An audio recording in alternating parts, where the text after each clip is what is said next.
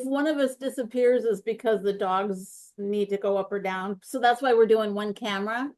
So yeah, it's all, it's all or nothing in this house. The dog's life.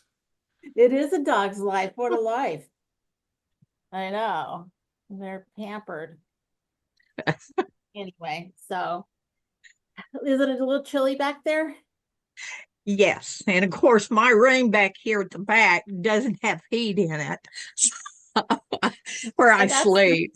But I got some heat warmers. If you need them, I'll send them to you. It was 55 degrees here in Georgia, and I was freezing. oh, I bet Whoa. you were. But I got a handy dandy little I don't see if you can see that. Oh, Foot nice. warmer. There's a foot warmer. Oh, nice. Yeah. When your feet are warm, you're warm, right? Yeah. Yeah, for sure. I know. It's been freezing here. It's like 33, 34 at night, and it doesn't seem to get much warmer during the day because of the wind on the ocean. Yeah, it's about like that here. I think it was 27 last night. And today the high is supposed to be 44. Right now it's 38. Wow. That's not real normal for us. We'll do that a couple of 3 days and then we'll be back at, like yesterday was in the 60s for a high. So nice. See, to us, that would be nice and warm and almost perfect. yeah. Yeah. Yeah, almost perfect. Yeah. So we're back. Yeah. All right. So we ready to go live? Yeah. I think we're ready. We're ready. Yes, we are. Parla, you ready? I'm ready. You doing something? No, because I'm going to take care of them. Okay. Oh, wait a minute. Says I got to go add a title. This is our every podcast deal we go through. So I think people probably expect it. No worries. Uh, It's a lot to remember. Checklists. That's why Michael does it, not me. That's right. Yeah, this is a big commitment that you guys take on, so we appreciate your. Oh, there it is. I got the title in the wrong place.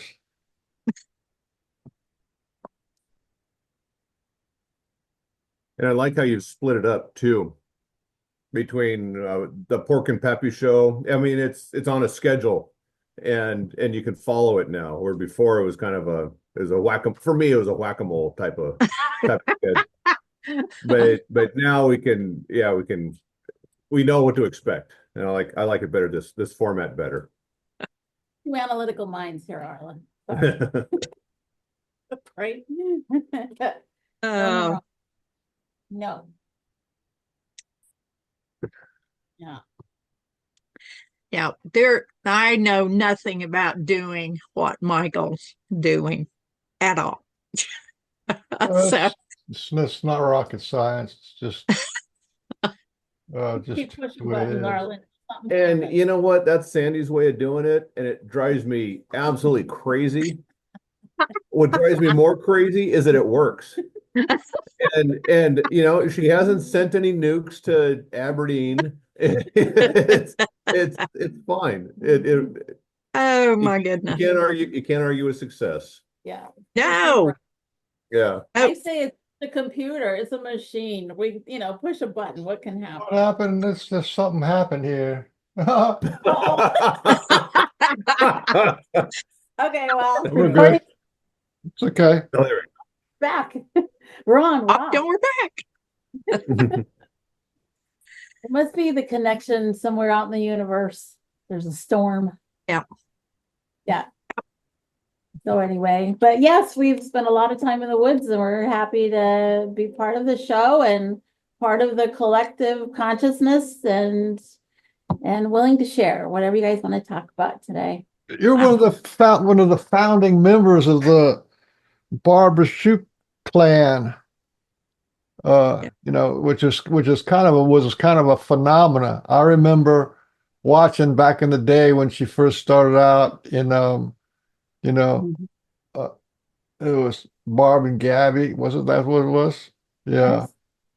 Yes. And Yeah. it was just nice to see people just hanging out and walking around and sitting on logs and stuff. Yeah, we did. That's We did a really lot real. of that. Then sometimes they have a little, then they started doing the little talks around the campfire. That was really cool. And people were having real experiences. Real stuff was happening. Yep.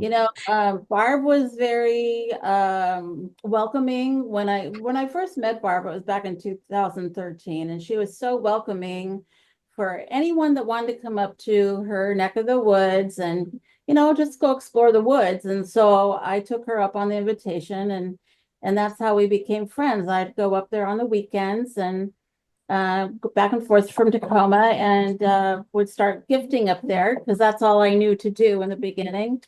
And she would draw me little maps and I'd check in with her at the general store and then we'd gather sometimes and walk out. We'd go on night walks, the two of us out in the middle of nowhere for hours. And we'd sit on a log and we would sing a song and Gabby was right there with us. And there was so many times I went up on myself looking for the big guys, right? I kept saying, I want to see one, I want to see one. And I'd come across structures or glyphs or somebody would take my gifting. I tried auto recording, we tried game cameras, we tried it all. And then when I actually had my first sighting in October of 2013, I didn't want to go back in the woods by myself. So she lent me Gabby. And so I would check in with her and go to the cabin and get Gabby. And Gabby and I became great little hiking partners. And I knew if she was on alert, then I was on alert. And if she left me in the woods by myself and went back to the cabin, then I knew I was in trouble. And so I would be like, she left me. And so I'd make my way back to the cabin. She'd be sitting on the porch waiting for me. So yeah, from that she said, there's people that would like to go camping. And I was like, well, I've got all this camping gear sitting in the garage. Well, why don't we do it?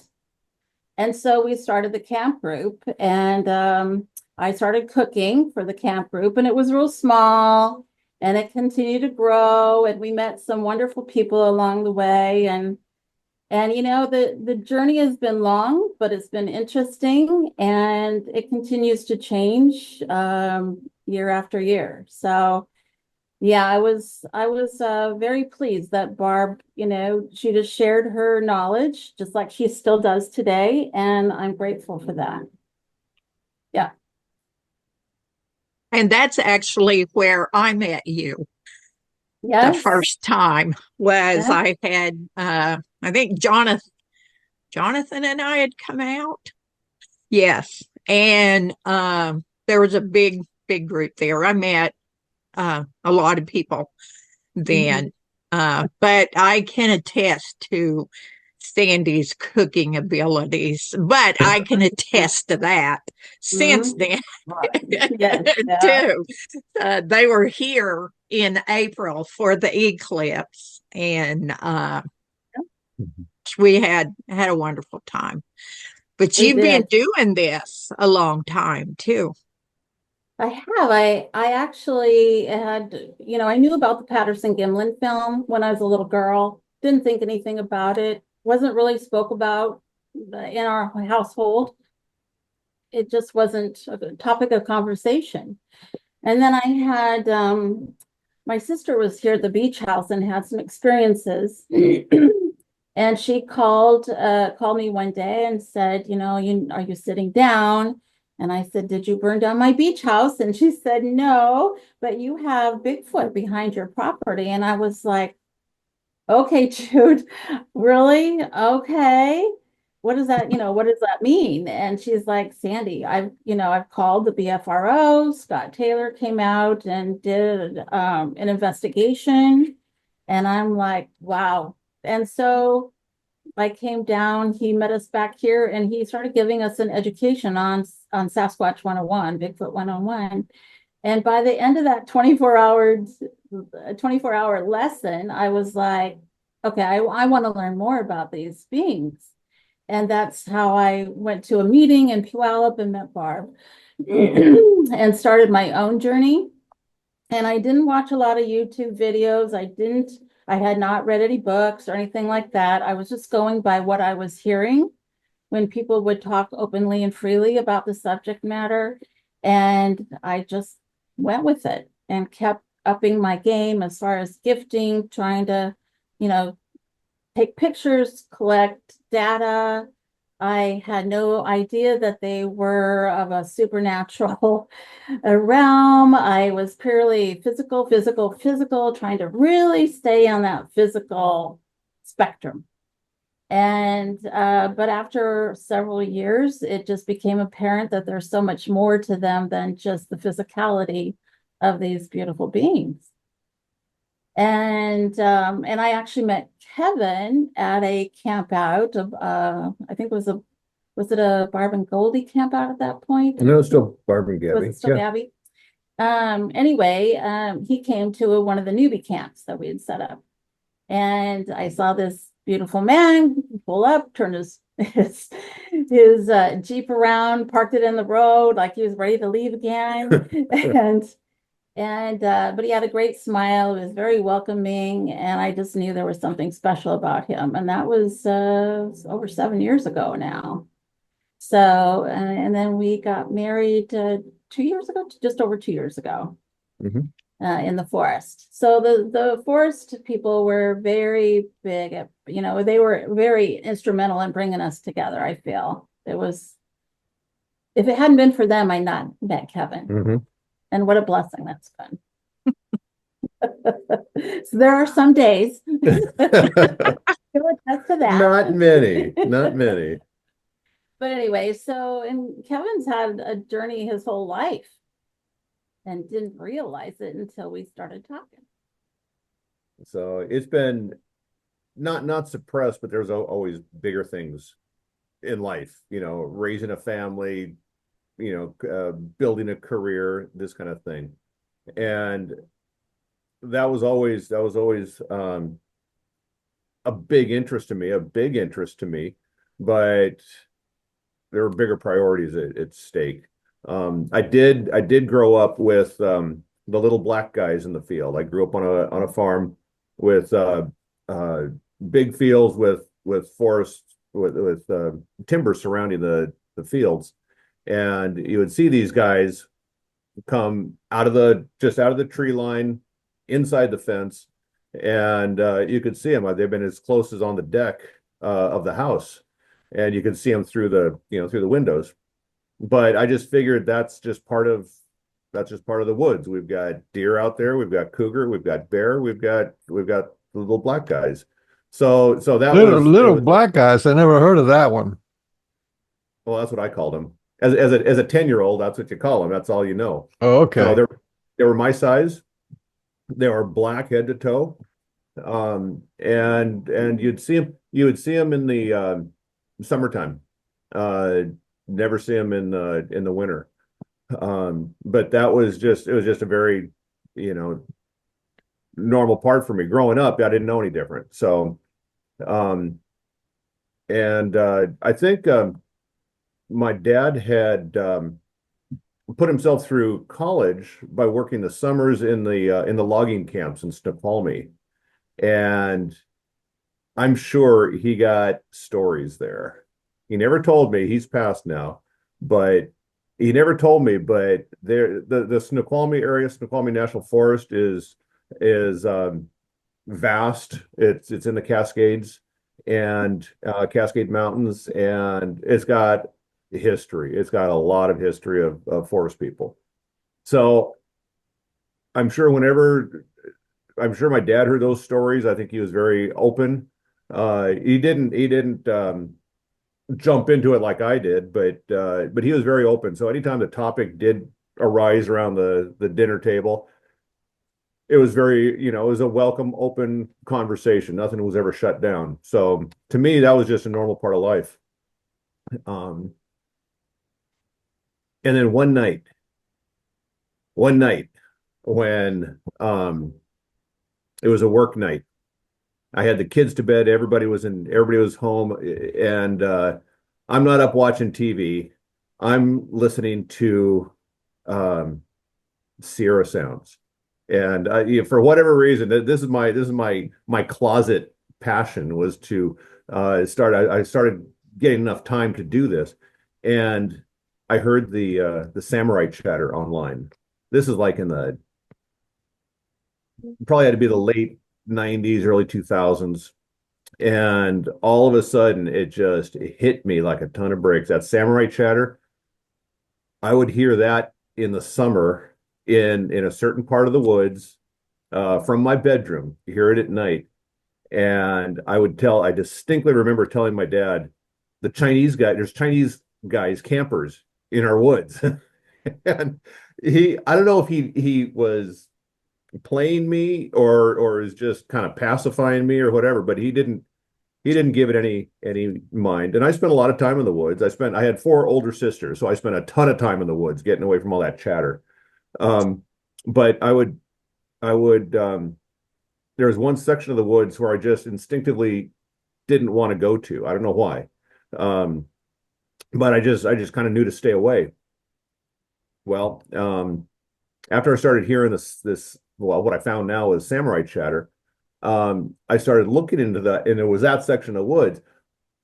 I found a structure, and it's like this just looks like a frigging camp, but it's not. And here, I'm 10, 11, 12 years old, and I find a structure. I just figured, they bring a tarp with them, trying to piece it all together. So, anyways, all these little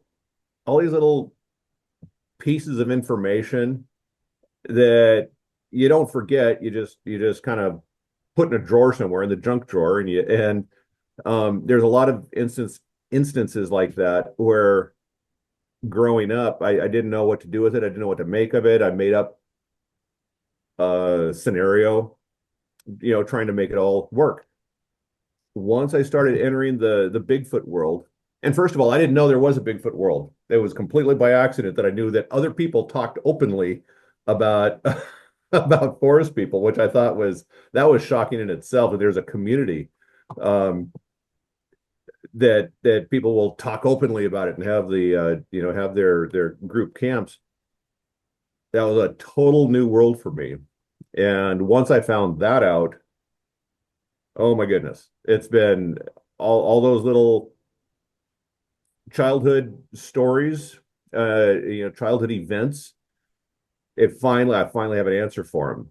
That the samurai chatter, I have an answer for it now. The gifting, I have an answer for that. There's the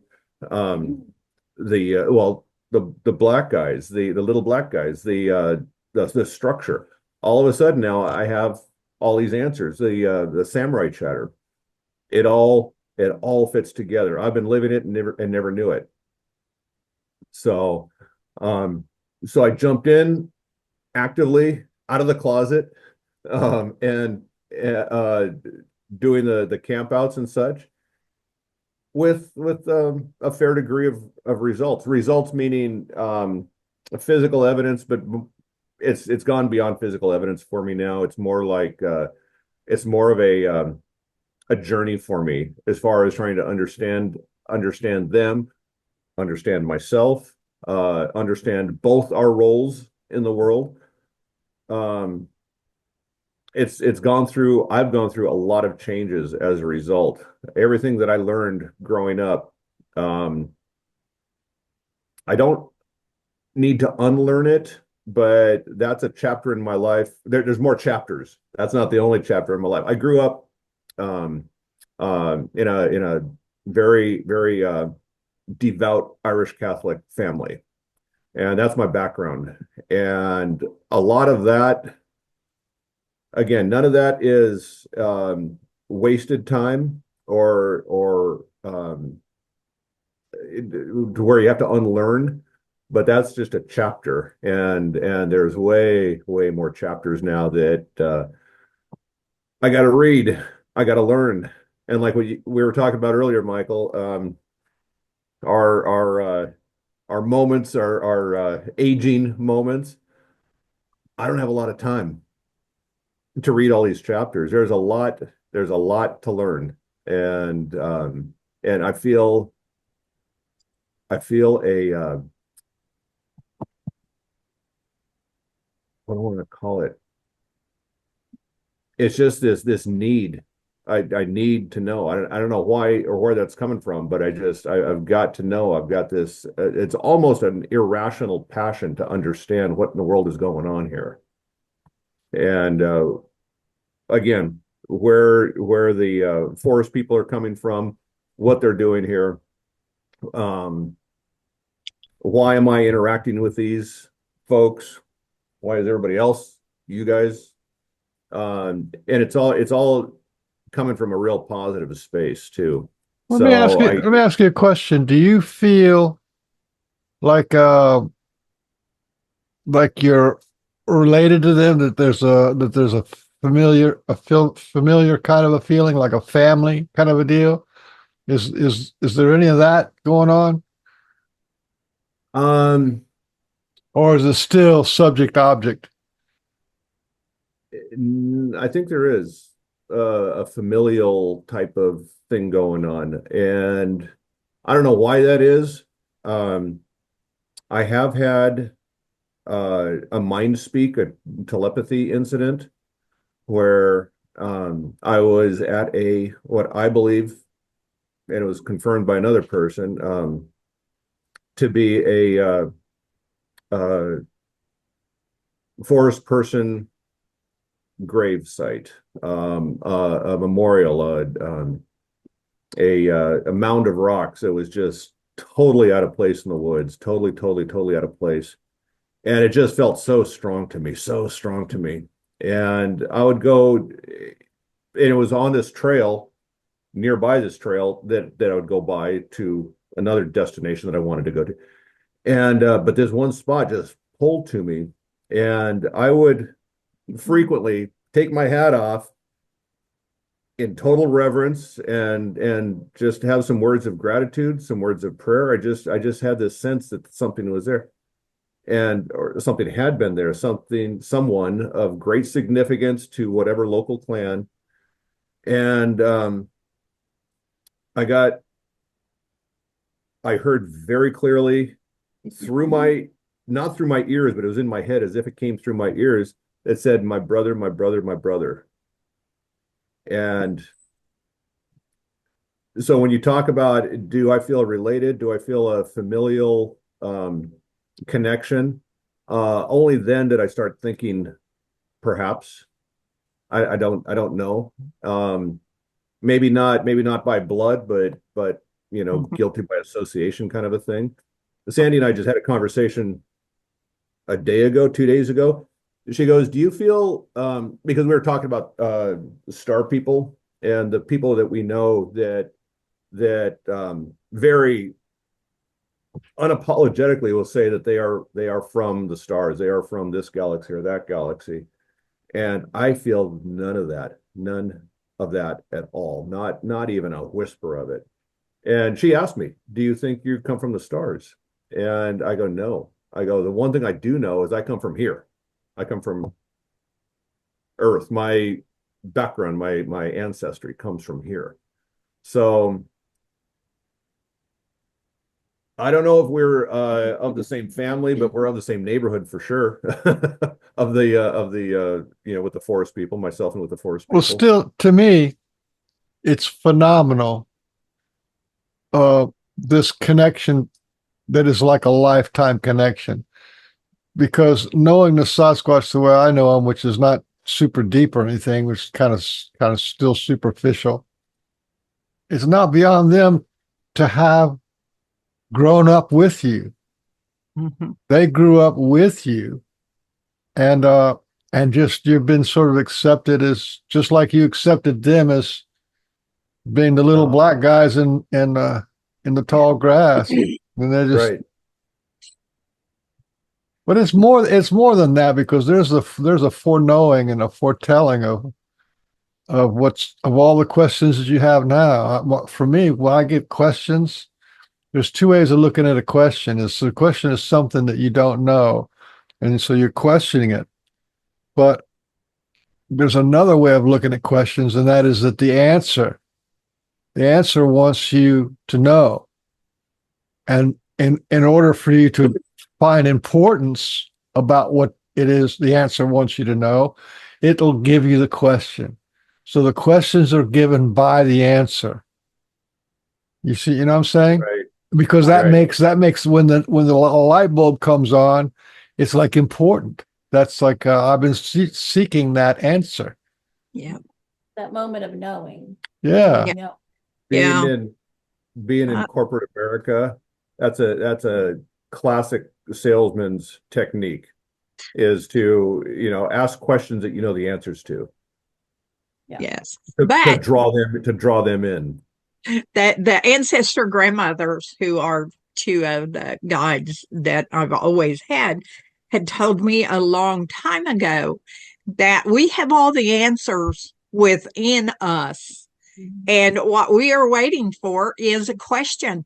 And so when that question pops up, it's saying, okay, here's an answer that I already know, but maybe I need a little guidance to know that I know.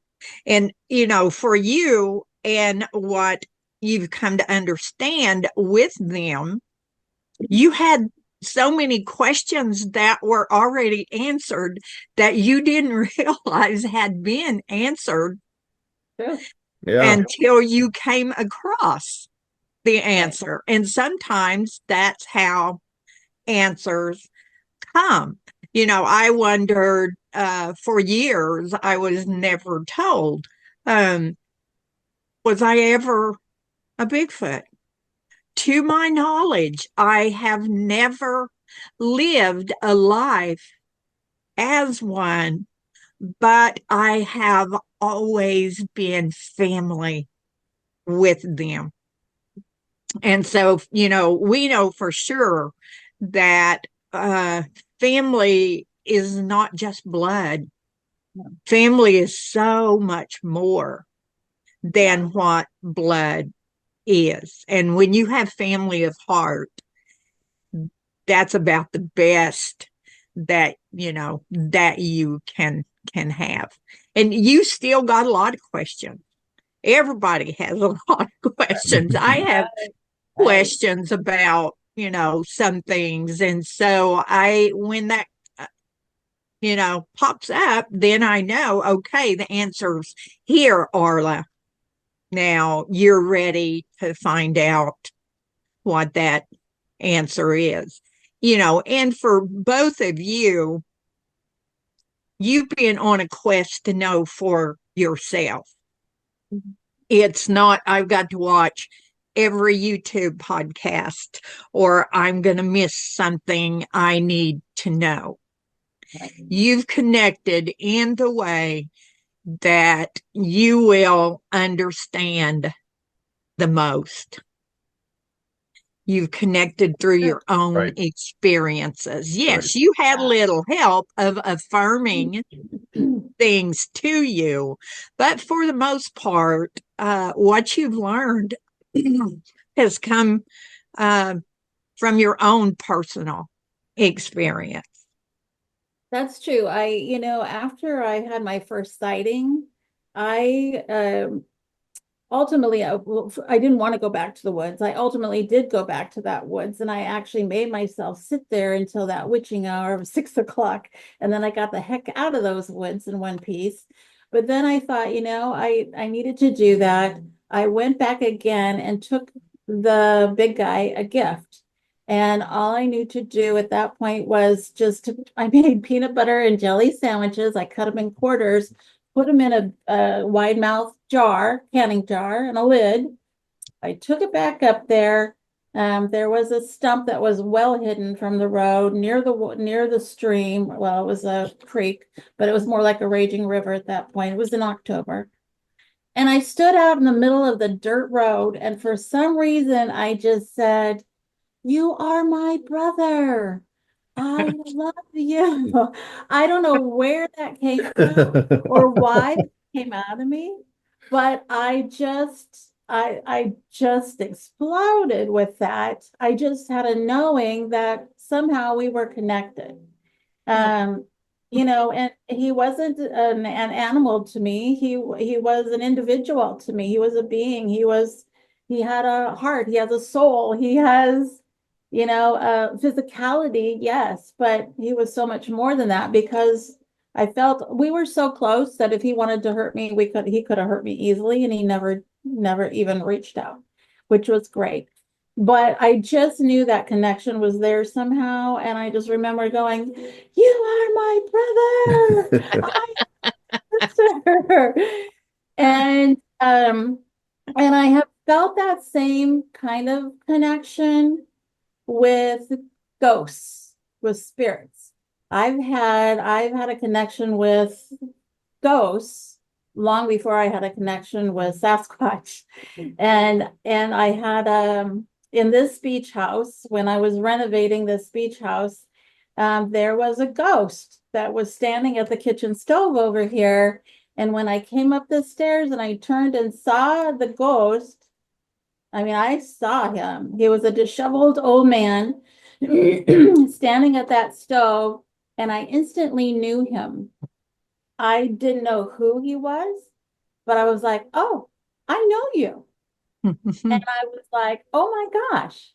And so from that moment, he and I had a connection where if I was leaving the beach house to go back home, go to work, I would say to him, "Please take care of my house. I'll be back in a week. I'm so glad you're here. If don't scare anybody if I'm gone, because workers were coming and going, don't scare them. You're more than welcome here." And we formed that kind of familiar um, connection with each other. And I think we haven't heard him here probably in over a year, probably, but he seems to still be around. And we still hear him. You can hear him at night. You can hear the cupboards opening. You hear things drag across the floor. And I just think it's him. And he's more than welcome here. What about the guest room? Oh, the guest room too. Yes, we have a big fellow, I'm going to say. And I think it's a Sasquatch person that is in our guest room. And many Can I people. interrupt? Sure. One thing I love about having guests is not saying anything. Uh-oh. Tsunami alert. Hang on. Hey, hang on a sec. Turn it off. So Well, hold on. I gotta look at this. okay, you hold on to it. And so we do have a guest room, and from the very, very beginning, we've had people that will stay in there, and we don't say anything about Sasquatch, or we don't. I don't want them to. I wanted to learn more. They didn't. My guests didn't need to learn more unless they wanted to or had an experience. But many times somebody would come out of there and go, who's that? Who's that big guy in the corner in there?" It's all And good. and I'm like, "Well, who do you think it is? What do you think it is?" And so they'd be like, "Wow, the energy is amazing." But that's also where my sister stayed when she was having her experiences, was that corner guest room. And it looks out on the backyard and into the tundra. And that's where they live, is out in the bush. The forest, we don't really have what you would call an evergreen forest. There's a lot of a very dense bush that is very tall. A lot of wax myrtle, a lot of grasses. The ocean's, just a quarter of a mile away. There's lots of food out there. So it was very easy for them to come and go through this little thoroughfare. But yes, we have had many guests say, "Who's that in there? What's that energy we feel in there?" It's pretty cool. Do we need to pack up? No, we're okay. Okay, good. 6 point. That was a earthquake alert. 6.0 earthquake in Scotia, California. It's Central California. We're safe. Well, what I love about your story is which I think is actually really important to talk about, and that is it's something that I know that I found out that I have been doing for years. That whenever there's anything paranormal that happens, that comes into my awareness, I immediately greet it with love. Oh, I love you. You know what I mean?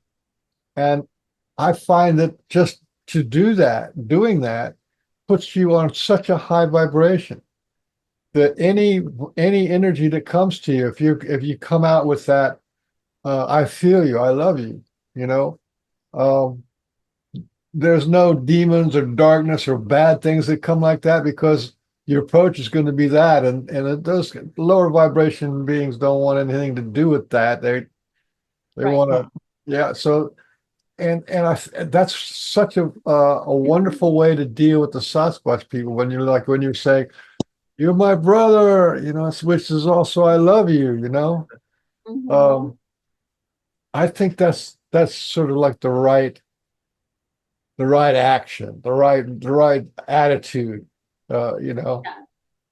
Kevin has a mantra, and he and I, we both do it, and we both agree on this. When we're in camp, we both say we would rather have, we only want positive experiences and positive interaction. And if there's an entity that is there to cause havoc, then they're not allowed. We would rather have no experience at all. So we do set our boundaries, because we don't want that vibration in our camps. We want to keep it high. We want to keep it light. We play music where we exchange stories. We all talk openly and freely, lovingly. And we do a lot of small group camps now. And everybody that's there has the same focus and intentions that we do. And and I think it's been really awesome. Yeah. But we do set boundaries. I mean, we were all present when Ashley recorded the orbs. There was a group of us. And Oh, you know how that started? okay. Do you remember the Ashley's orb story? No, That we interviewed her, but we talked about a lot of things, but I don't remember that. there's well, that whole event started. Um, I mean, there's a lot to the story, but I think as far as this discussion goes, it pretty much started when we were drumming. We were walking the outskirts of camp, drumming, feeling good. We were happy, reverent but happy, drumming, and that's when the orb started, and it just became an orb event for 2 hours. I wouldn't call it a storm. It was more of a performance where there are multiple orbs where it, Can you hang on, describe? Flip. No, I can't. Oh, all I right. I want to look at this.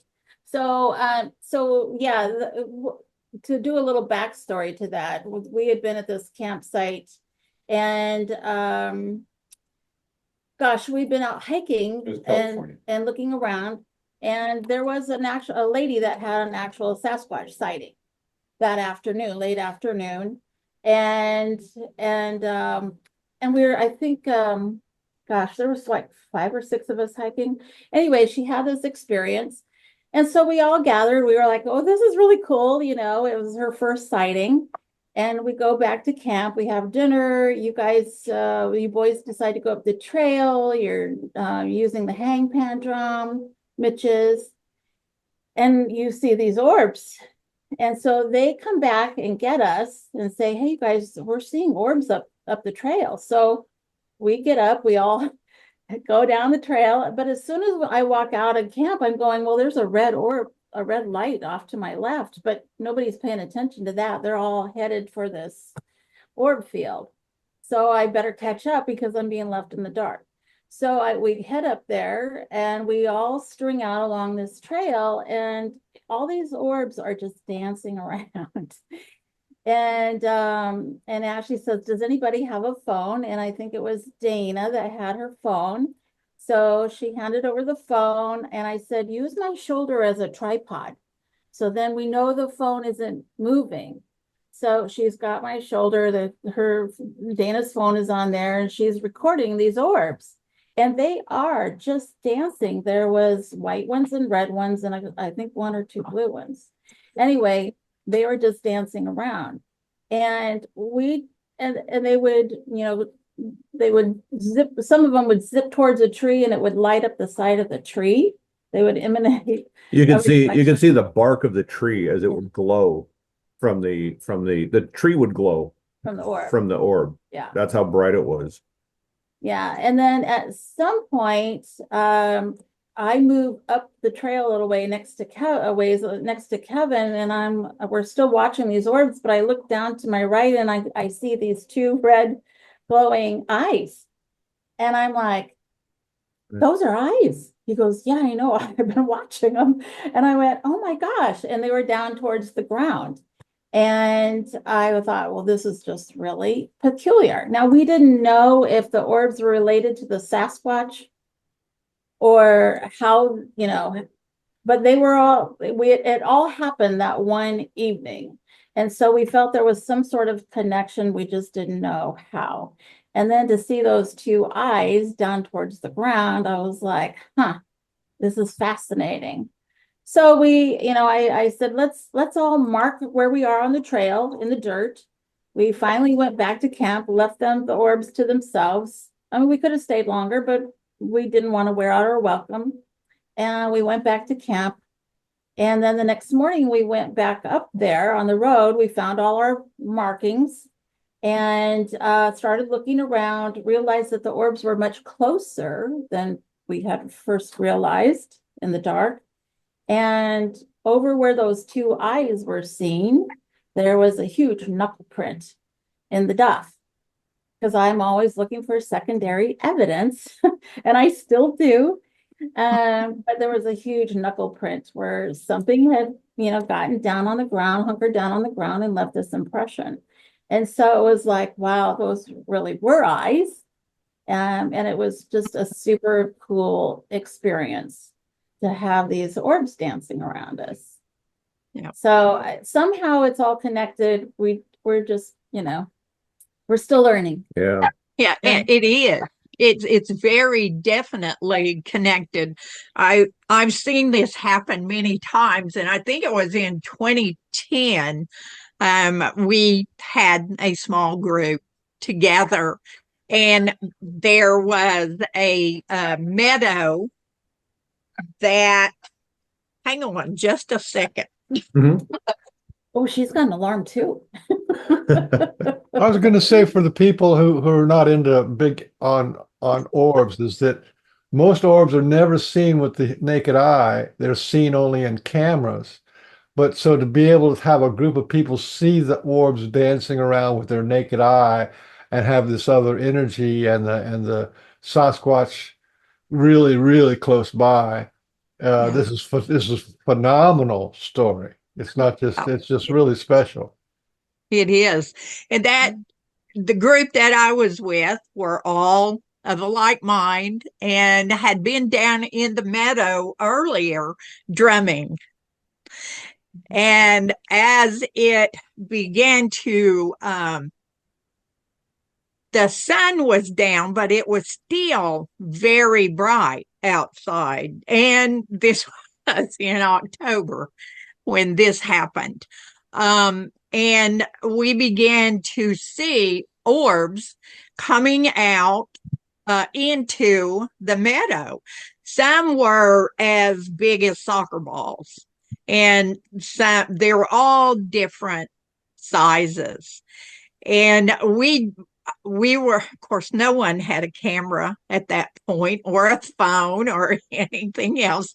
Mm-hmm. So we were just enjoying watching it. And one of the girls said, "There's a Bigfoot in this orb." And so I walked over there to where she was, and there it was, a little bigger than soccer ball size. Excuse me. And there was the face and head of a Bigfoot person. How close were you? Close. Uh-huh. Probably 4 foot, maybe. Really Wow. close. Okay. Yeah. Okay. So, but Like they were you can't get doing, closer.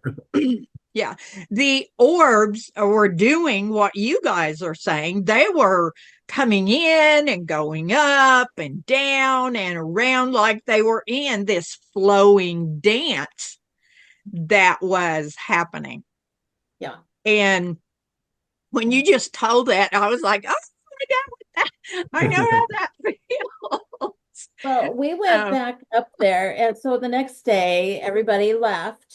Kevin and I like to stay the extra night, just because we yeah, can. We're retired, and so we always stay an extra night. Everybody had left, and so we waited for it to get dark, and we're like, let's go back up there and see if the orbs are around.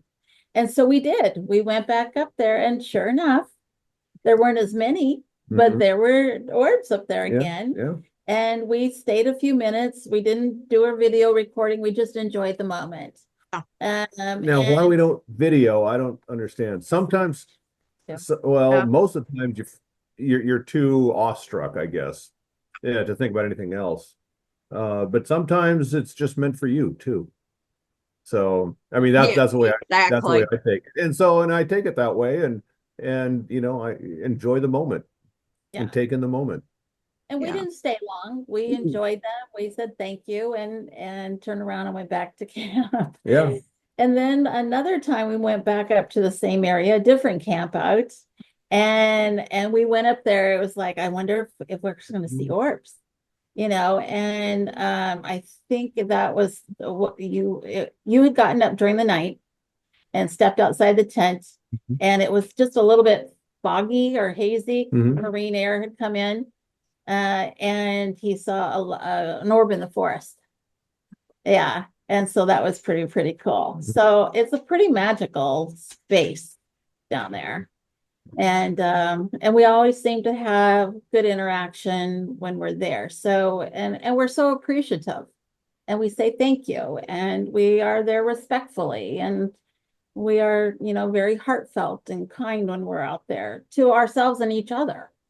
yeah, And we like to acknowledge them, and we're so fortunate that they want to interact with us. It's special, I yeah. think. And that's a big key. You just said all the things that to tell someone else if they want to have Yeah. uh, an encounter with Mhm. one, to connect with them, is to do those things. Those are open heart things. Those are things that when your heart's open, eh, they're just what happens. And it's just that easy.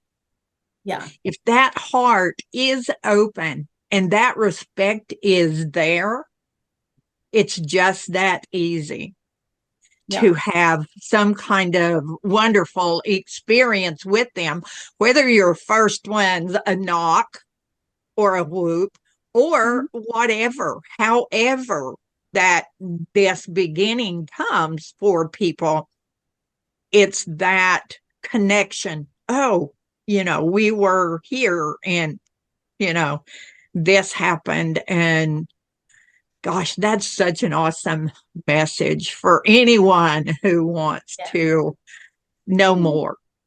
thank you. And if they want to know more, a thing that Sandy's been doing, talk about the cook here. She's been doing a community soup pot at camp, Yep. and everybody brings something. And number one, I was skeptical at first. It turns out to be great food, and it's not always eaten, and so you save it for the next evening and the next evening, Mm-hmm. and it's really good. Number one, it's really good. Number two, it gets people together. It creates a higher vibration. People are excited about what they're going to do because everybody has a vested interest. They're eating this too. So that has helped, I think, with raise the vibration, raise the positivity of camp, and not just individually, but as a group. Well, I think Yes. we all bring something to the camp. We Yeah. have Mitch, who is so fun, Not just and not just yeah, vegetables, just but not just vegetables, but it's everybody brings themselves to the camp and they share openly with each other. Whereas whether it's playing a musical instrument, having fun around the campfire, singing silly songs, because we've actually gotten reaction from the forest to our silly songs, Yeah, and that's yes. always fun. And so Yeah. everybody brings something to the camp. And, I so yeah, I started the community soup. We all get together. I'm not doing all the cooking, but it does Oh, form a connection with ourselves. And then in turn, a connection because of that vibration, you're connecting with the forest and the beings that live there too. And it's not just forest people, it's any beings out yes, there. it's Yeah, everything. And it's that everything. way here. Yeah. Depending on who I have that comes here, and I do not openly invite just anybody to come Right. here. Um, Mhm. there has to be a specific thing about those people Mm. who come here, because this is my home. This is Yeah. not, we're going camping somewhere else. This is Okay. my home. Right. But the people that come are the ones who create what happened. I Mhm. don't do that. Right. The people that come and bring their energy Mhm. are the ones that set the precedence for what's going to happen over the time they're here. I'm the person that has this place, Yes. or I'm taking care of this place.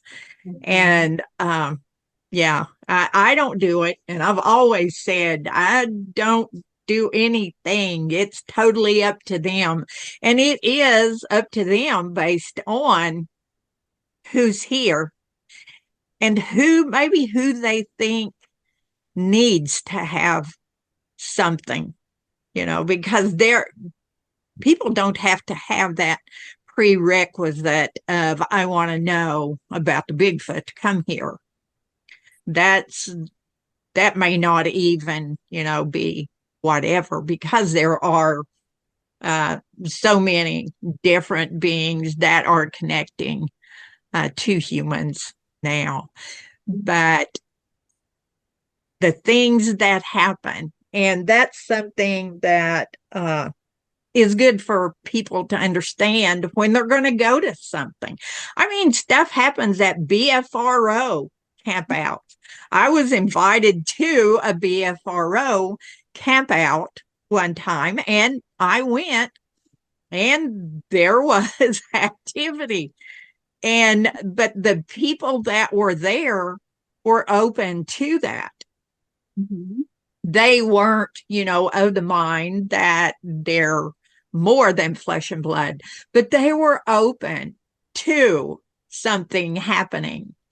And the Bigfoot chose to actually walk across the road right down from the wow. campsite, Yeah. So who you are and where your heart is says so much to what kind of action you're going to have. And you guys are the poster children for that. Uh-oh. Wow. Well, no. I've been called a poster child for other things, but never that. Now you said that you can have experiences on your own, um, with your own good heart, and I have done that as well. I found it's easier, it's more productive in a group setting. You can do it on your own, but there's power in numbers, Yeah. and you get the right number of people, and you have you can have these not great events, but more events I think than doing it individually, even though you can do it individually. Yeah, that's why I do like having the groups, the small groups. The bigger groups get too big. I mean, for Yeah, me, I mean, maybe yeah, that's just a personal thing, but there's a small group around the fire where everybody contributes, everybody talks, everybody can share, everybody can be heard. That works. Yeah, Yeah. it does. And yeah, and gosh, I've seen that happen for years now, being in this. It doesn't take a huge group. It's a little harder with a large group. The energies get kind of scattered Yes. sometimes. And so when you've got that smaller group, everyone's on this same page of talking to everybody that's in the group. You know who all is in the group. You remember their name if you've never met them before. You have this personal interaction with everyone in the group. And that's really important. And I'm not going to say that you couldn't have that in a larger group, but it's just a little harder, to do. Mm-hmm. I think one really cool thing that we've experienced this year was we do have smaller groups. Well, I will say that than the other camp group, but everything, to each their own. What works for them is great because they have great success too. The BFR has great successes as well, and that's where I got started with going on my first camp out. But just this summer, one of our outings was we kept it coastal because of the heat inland, and we went up north, and we had our main camp area, but then some of the guys had brought their hammocks. Yeah. And they went off to a different part of the forest to have a different kind of experience. Hmm. The women stayed back and we did our own thing around the campfire and all that good stuff. But there was some really interesting things that happened during that time out in the forest. And when they came back collectively the next morning, were telling us all about it, it was like we were there with them. And each person had their own experience. They all were sharing. Oh. They were all validating what, the sequence, when it happened, what happened. Did you hear it? Did I hear it? Where were you? How come you weren't there?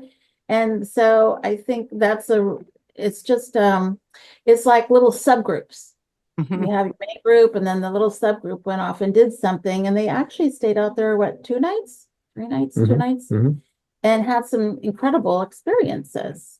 You want to tell them about your light show? Sure. Good. Yeah. And we had actually the activity was kind of slow at first. And really it was a combination stargazing and Sasquatch camp.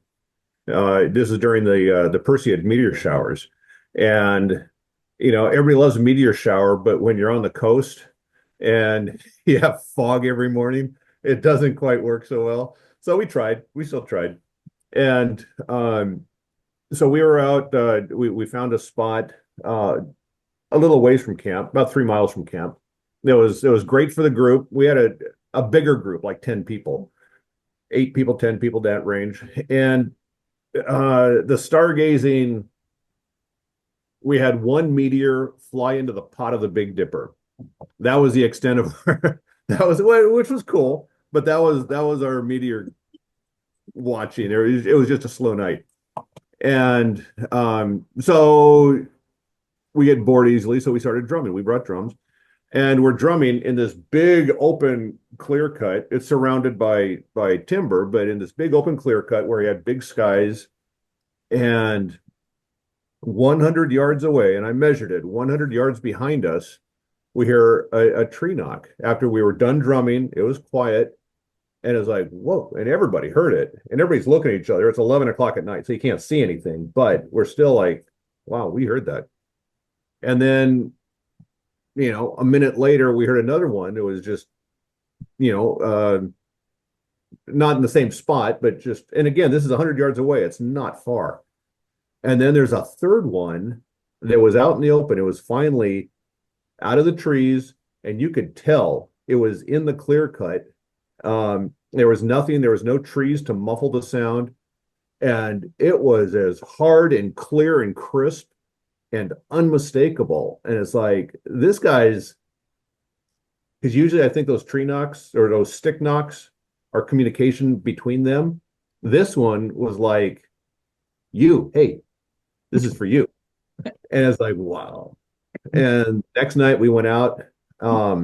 We drove around uh closer. We could get closer to that where that spot was. There's a bigger stand of trees, and we decided to spend there was four of us, just throw up some hammocks and spend the night there and see what happens. We were drumming at that the whole camp came and kind of a send off, I guess. Mhm. And so we brought chairs and we were drumming, no fire, and just drumming really good. Oh, we played bolero loud. We had a cell service, and so I got a hold of I forget what symphony was playing bolero, and I turned it on the truck speakers as loud as we could. And that's a real inspirational song. Threw that out into the woods, and I think that was the end of our drumming. And as we're packing up, we made a point to use minimal flashlights. And so we're kind of bumping into each other, taking our chairs, that kind of a thing. And we see this blue light in the woods, in the grass, right at the tree line, 50 yards, not more than 50 yards away, which is really close. Probably even closer because it's hard to judge distances in the dark, but it was probably closer, but 50 at the farthest. And you never saw it move, but you would see it reposition. You would see it here, for example, and I go, and you're looking, you stare at it, and it's not doing anything. And you go, hey, did you see that? And then it's over here. And I'm like, wow, I saw it, but it moved, but I didn't see it move. Hey, did you see that? And it's over here. So it's we never saw it move, but we saw it in a different position every time you put your eyes back on it. Only the guys saw it. It was like pretty much 5 and 5, 5 guys, 5 girls. Only the guys saw it. The girls didn't see it. And they're right there. I had her right beside me. I'm putting her head right towards it. She couldn't see it. And this lasted for minutes. Minutes. Yeah. So it's like, we're in the right spot. I don't know what this means, but we're in the right spot. And so we said our goodbyes, went up to camp, and let's see what happened. Hammocks. We were in the hammocks. We're in a row. Probably 5 yards. We're probably stretched out about 30 yards between the four of us. And that was the first night. Mhm. I started hearing walking clear as day. This is about, what time was it? I have it all written down. I've gotten to the point, I'll pick up my phone, not to take pictures anymore, but to document. And because it's easier for me at night to write notes on the phone than it is to bring out the flashlight and pen and all that. So I started documenting the whole thing after the fact. But during the moment, there was absolutely something. We were kind of on a slope. We're on a flat spot of a hillside. And so on the downhill side, I heard walking pretty close to us. And we were in a old alder grove. It had been logged years ago, so it was alder and low ground cover, and so you could walk pretty easily in here. It's not like matchsticks of down trees, and that woke me up. It was absolutely bipedal, without a doubt, and it was below us. I don't know if you want to go through the whole story, but anyways, it got to the point where my hammock was tied to a nurse stump. So there was a stump there and two hemlocks were growing out of it. And so my feet were right at the edge of the stump, and I could hear / feel something on the other side of that stump. And the energy was just thick, absolutely thick. 2:30 in the morning, absolutely thick. And I could tell this thing was looking around, looking at me, and reaching for my feet. My feet started to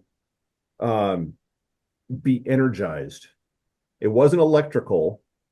It was a zap. I've been to zap the scanning before, but it was just my feet and ankles were just really high energy. I knew something was right there at the stump, reaching around to touch my feet. And during the day, it's like, oh, I want to shake their hand. I want them to touch me, this kind of thing. At 2:30 at night, and everybody's asleep, and you're the only one. It's like, no, I don't want to. I introduced myself. I politely introduced myself and welcomed whoever this was there, but set boundaries saying, I don't want to be touched. You can stay here, but don't touch me. Don't touch my feet. And as I'm talking, just like this, conversationally, non-confrontational, Zyke, the guy behind me, heard me and woke up and said, hey, Kevin, you okay? And I go, yeah, we just have visitors. And then down the line, they're waking people up. And they hear the clicking, the clicking started. They were talking amongst each other. There was two groups, two small groups. I think the one in front of me at the stump, one on the uphill side, and at least one, maybe two on the downhill side. And you could hear them click back and forth to each other. Just one and two clicks at a time. Very, very they weren't on a full-on conversation. It was just kind of checking in with each other. So the two guys behind me heard that as well. And so that stopped. And I'd have to check my notes, but the lights started to glow at this point, and the trees started to glow at this point. The guys never saw this, but again, I'm staring up at the trees, and I can look to my left and my right. To my right on the downhill side, 30, probably 15 to 10 yards away, the tree started to glow. This moonlight moon glow. It's like a blue moon glow where the tree just lit up. And it's like, what the hell? And I can't really look behind me, but I knew nobody. I asked if anybody had their flashlight on. They said no. And then on my left side, about the same distance, the tree, maybe 5 to 6 feet up, started to glow. The tree was glowing blue, like a blue moon glow. And it's like, this can't be happening, but I'm watching this. I'm looking left, I'm looking right. My phone is right there at the end of my hand, and I didn't even think to take a picture. And it's pulsing, slowly pulsing, gets brighter, brighter, dimmer, and then it kind of moves. It's like as if it's a cloud that's moving back and forth. You can see it move, but essentially the tree was glowing, and the clicking stopped, the foot energy stopped, and after not more than 2 minutes, this whole thing lasted maybe 2 minutes. It all stopped, and I didn't hear them walk away. Maybe the downhill. I heard the downhill guy walk away. I didn't hear the uphill guys move. And so I was relaying this to the guys behind me who never saw the lights. I don't think they were in a position. I think their heads were in a position not to. When you're in a hammock, it kind of holds your head in a certain position, so you can look this way. But it takes quite an effort to get up on your elbows, turn around, and look.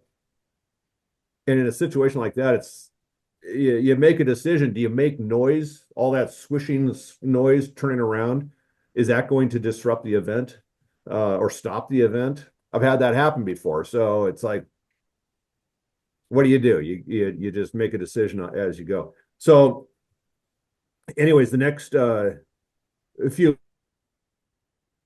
minutes after this all went away, one of the guys got up to go pee, and he was 30 yards behind me. He was at the end of the line, and turned on his headlamp and flashed the same tree that had that moon glow on it. And it was just a small headlamp that he was using. The whole tree lit up white. And so that was an absolute perfect apples to apples comparison. That was not a headlight that I saw. And because it was a small flashlight, small headlamp, and that tree lit up.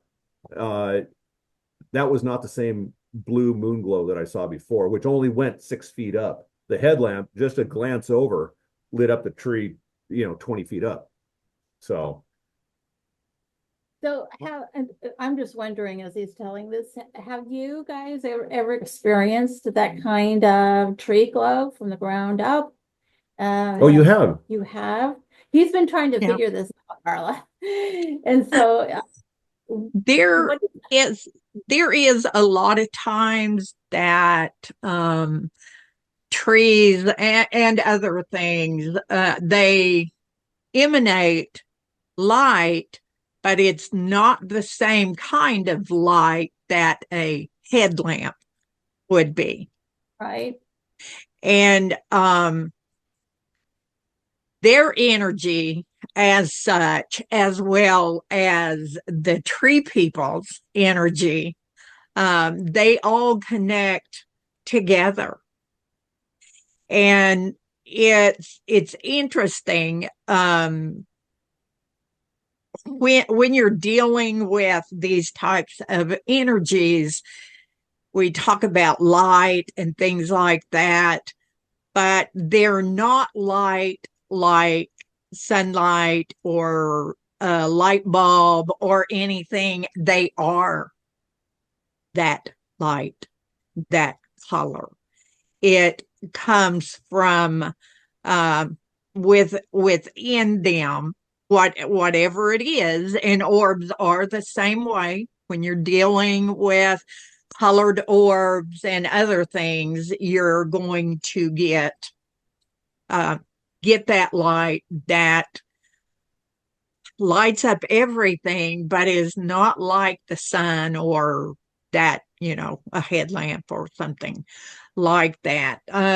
Energy is different. Colors have different healing properties too, as well. But Kashima, if he just wants to let me know that he's around, I'll have the blue light. And I know immediately that blue light is him. And he's not lighting anything up, but he is still a light. And for me, that corresponds with how we are illuminated within our spirit and our soul. We have that light that shines within us. It doesn't, shine outside like an exterior thing. It's an interior thing. So like with what you saw there, that could have been the tree's energy. It could have been one of them standing there. It could have been their energy. It could have been a star person. It could have been many different things. It could have just been that healing color of blue, the energy of that. Because when we're talking about these things, we're talking about quantum. We're not talking about what we see as light. The star being, light being that I saw before I videoed the light clothes, she was white and yellow. And she was not shining light anywhere. It wasn't that kind of light. It was like what you were seeing. It's not going to necessarily light up the forest like with a headlamp, but it is going to be a light that you see. I always go back to Avatar. When you see all, and what you're seeing in those lights is the energy of that, whatever it is. So when you see those things, you're seeing the energy of something. And but you don't know what. You can ask. You can very plainly ask. When you're in the moment, I totally understand. I've got 2 pages of questions to ask. What if I had this experience? What if I have somebody in front of me? 2 pages of questions to ask. I've been constantly before. I've been caught flat-footed before without knowing, in a position to ask questions. What do I ask? So now Well, I got you're two questions, prepared. and I never Yeah. and I well He's prepared. well When it happens again, he'll forget about no, those questions. that's exactly what happened. I didn't think about asking questions. Perhaps I did, but it was off the cuff. It wasn't because of any preparation. It was just right off the cuff, in the moment type of questions. Well, and that comes to that thing of being there in the moment is so special. And does it have to have a total understanding of the whole thing? No. You already know. And that's one of those things that, that question will pop up. And, then the answer is forthcoming. I was taught at a very early age, if something appeared to me, that I was to ask, who are you? Why are you here?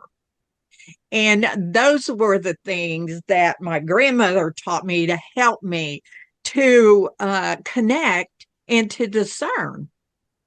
And if I did talk to something that I didn't feel compatible with, then it didn't exist anymore.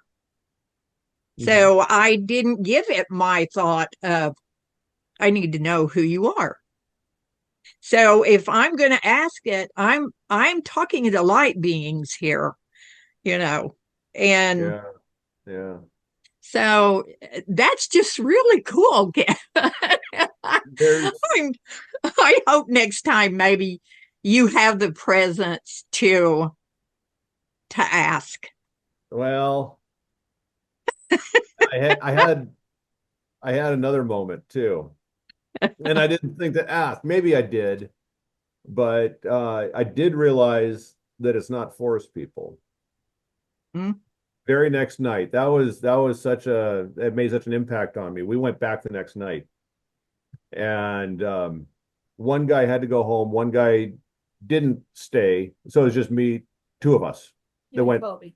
that went back the next night, and I drank a lot of water because I wanted to get up a lot. I wanted to stay up, and so the only way I could think about doing that is peeing a lot.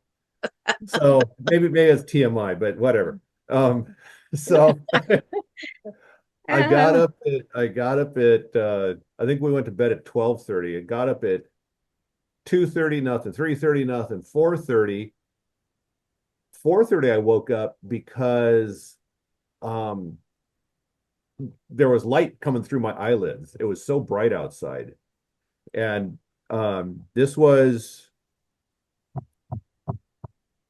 a few days after the meteor showers, after the Perseid showers. This is a great time, or the timing was great skywise for meteor showers because there's no moon. And what moon there was just a sliver of a moon. It was low on the horizon. All night long, it was low on the horizon. But I woke up at 4:30 and the it was like headlights. Close your eyes and watch headlights coming in. It was that bright in my eyes. Laying in the hammock, same spot, same tree. I'm looking up. I'm laying on my back looking up, and I open my eyes in time to see this bright light dim considerably. And it remained, and it was the blue light from last night, or like last night. Blue moon glow. Not super bright. As I opened my eyes, it dimmed down slowly. But this time it was the whole tree. The tree that my hammock was tied to, from my feet all the way to the very top, it was lit up. And I'm like, what in the hell? We don't have any flashlights this bright. And it was just me and Toby behind me. And oh, listen to this. Another TMI moment here. Toby snores when he sleeps. It's a slow snore, but he snores, and you can tell, or it's a heavy breathing, but you can tell he's there. Every time I woke up, at 2:30, 3:30, you could hear him. You could tell he was there, 15 yards away from me. He was closer. And this time I didn't hear him. I didn't hear him snoring. Maybe he's up. Maybe he's watching the same thing. I don't know. But I'm thinking, oh, this is like a UFO event. I got a light above me, and I've got no interest in UFOs or alien stuff except in how other people talk to me about the star people. That's where the interest starts to or absolutely begins. So I'm thinking, okay, so what's going to happen? And then I realize the light is not coming from above the trees, it's coming from below the trees. I can see the underbranch. I should be seeing shadows if it was coming from above. It was not. I could see under the branches above me. And this is a big, well, hemlock about 12 inches in diameter. So it's probably uh 80 feet, no less than 80 feet. And I could see all the way up to the top of I mean, that's the first branches. And then I realized there's about 3 trees that are all lit up the same way right in front of me. Right in front of me. There's not, and my head is cradled by the hammock. There's no mistaking, there's no getting away from it. I look left, I look right, no light. It's just right there in front of me. It's almost as if it was for me. And I did Almost, almost as if it was for you. There's no question it was. Oh yeah, it could have been my. I try to be as objective and as grounded as I can, but sometimes Slow learners. yeah, sometimes it's like, well, it can't, there's absolutely no way it can be for any other reason. It was either because of me or for me. Which are the same things. Yeah. Because of you and for you are the same things. Uh-huh. Yeah. This, Are you okay? yeah. I'm getting this. I'm getting this. And so I'm watching this, and it's kind of pulsing. It's slowly pulsing, and it again, it was kind of like as if it was a cloud, but a cloud radiates everything. This just, if it's like whatever tree is around, it's going to illuminate, and you could see it kind of slowly move back and forth this way, as if I'm looking through a lens, but the lens only shows up trees, a blue moon glow lens. I'm trying to describe it the way I saw it. I'm trying real hard not to interpret, but just explain what my eyes saw. And Okay, so you saw just trees. You didn't see anything else around. You just saw trees. After, well, I did see it. It did go to some of the trees on my right and some of the trees on my left eventually, but it started with the 3 big trees in front of me. And this time I knew my phone was there. This time I knew I could record, and this time I chose, no, this is for me. I'm not going to record this, and I don't care. That's just what I felt. But I wanted to share it with Toby. And I didn't want to scare it away either. So I quietly whispered, Toby. And I don't hear him snoring. And then I say it again, and it's not affecting the light. And so finally, I mean, I've got a recorder 200 yards out in the clear cut right at the edge of the timber. That recorder picked up my yelling. I go, Toby, Toby, Toby, Toby, 4 times at top of my lungs. And the light didn't change. I heard nothing behind me. There's no way. I don't know how he didn't wake up. I figured he's gone. I figured he's gone. He went to the truck. You could not hear his snoring. He was not there. And I wrote this down. Toby's not there. I'm alone. This is my moment. I got to deal with this myself. And that's when, and so I forgot about Toby, and that's when I noticed the light moved over to the trees to my right, and then slowly to the trees to my left, and they glowed, and it seemed like it lasted like 2 minutes, but in my notes it said 45 seconds. So it was momentary, but my goodness, what an amazing 45 seconds. Yeah. And they slowly dimmed down. And then Michael, you were talking about the high vibration and positive energy, and I've been working on that this year. And so I started to fill myself with happiness and joy. I was laughing out loud, thanking them for such a show. It came back. Not as bright, not as bright as before. So that worked. That whole high vibration thing. Actually, I was able to put it to a test and it worked. And so the lights came back, not as bright, and they pulsed. And you can only do this false, well, it wasn't false joy, but I was pushing it more than I needed to. And so it did come back, and then it faded out to nothingness. And I'm sitting there kind of holding my breath like, whoa, I know that just happened. I don't know what it was, but I know this just happened. I start hearing Toby snoring again. Where did he go? I don't know. Did he go? Was he just was just welcome back. Yeah. I He doesn't remember anything of it at all. You're Yeah. gone in another realm. Yeah. Oh, yeah. Yeah. I would say that it wasn't for Toby. Right. it could be. Yeah. I would say now- that it was for you. You. And Now, the so reason why- Toby, regardless of whether Toby was there or not, Yeah, It wasn't for him. it was for you. And yeah, that happens a lot with them, where just like the women didn't see the blue, or right. and they're Right. right there with you, and it wasn't for them to see that. Yeah, And it was for you guys to see Yeah. that.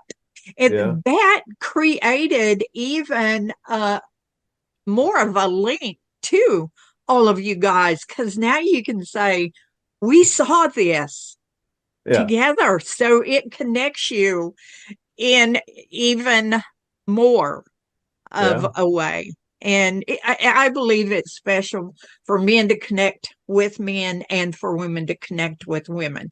It's also special, for men and women to connect. But there are times when that energy is specific and yeah. does something very specific like this.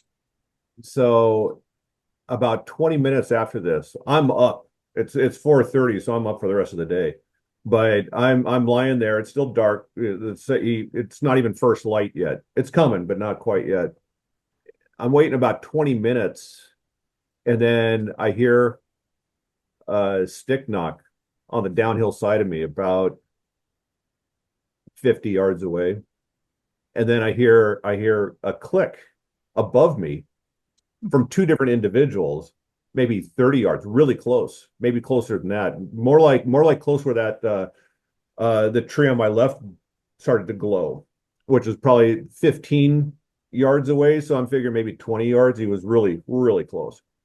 And so these two are communicating, the downhill stick knocker and the uphill clicker. And what did I call them? Click Brothers. I call them the Click Brothers.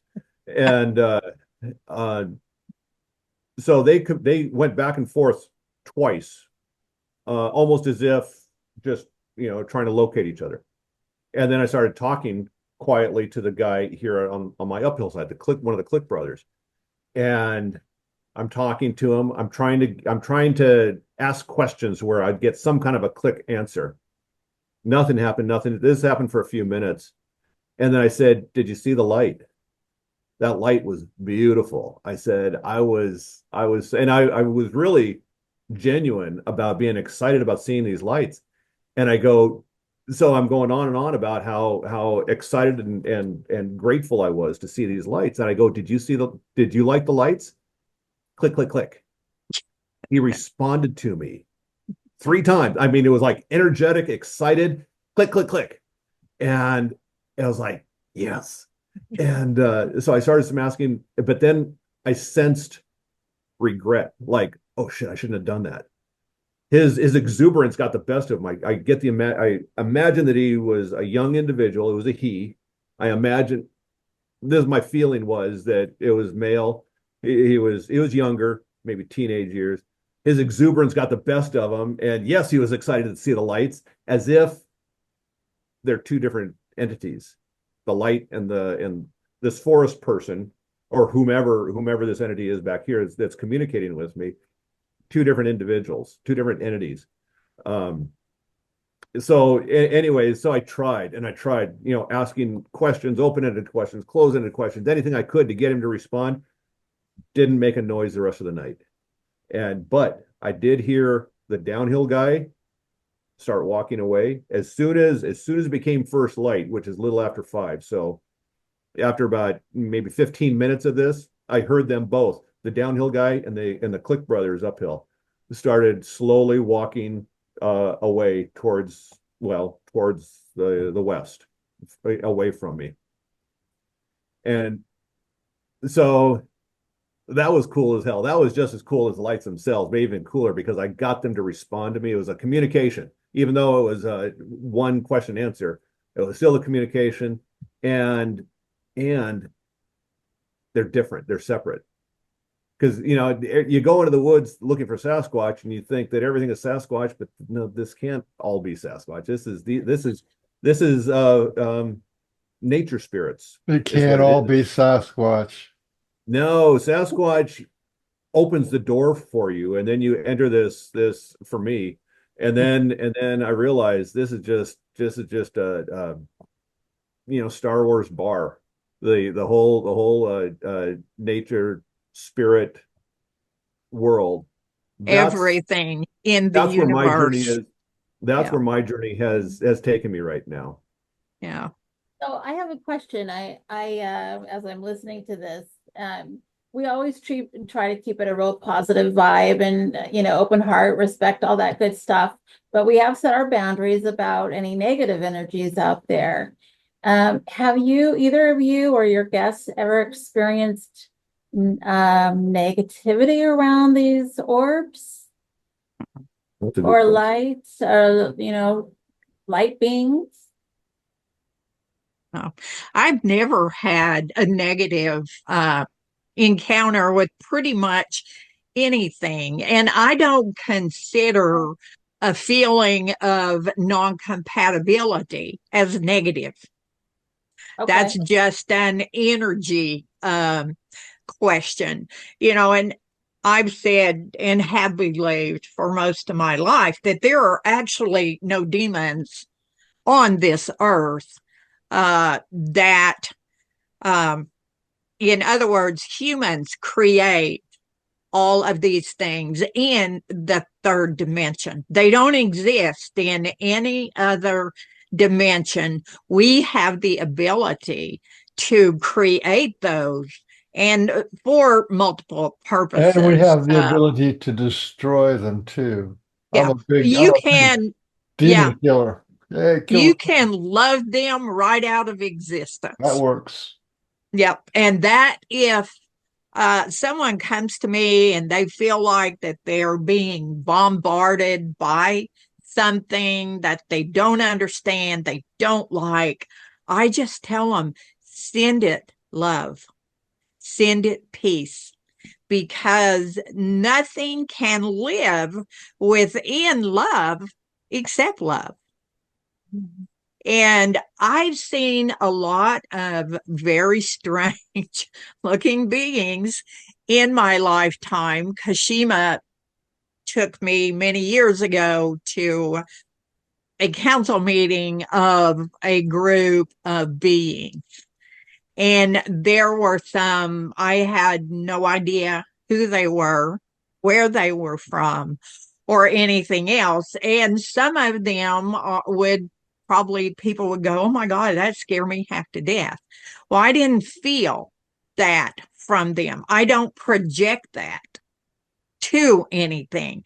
I'm not going to give my energy to anything that I don't feel compatible with, except love. And that goes for humans too. If I am not compatible with a human's energy, I send them love. I do exactly what Kashima said. Don't judge as good or bad. Ask yourself, am I compatible with this?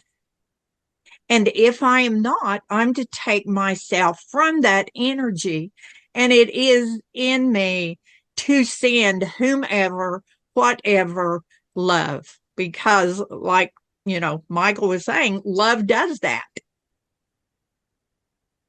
That reminds me of my friend Nola that had gone to a council of beings.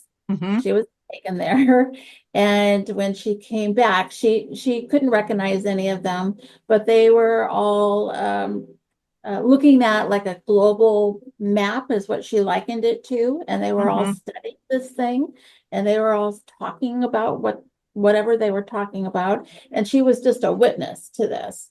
She Mhm. doesn't know why she was there. When she came back, she started writing, Yeah. and I gave you a copy of her writings. She put it in a safe, never mentioned it. She didn't even mention it to her husband. And as far as I know, it's still in the safe, but she gave us a copy of it, and I gave you a copy of it Mhm. because it had a beautiful message. Yes, it Uh, does. It's yeah, it's guidelines, yeah, and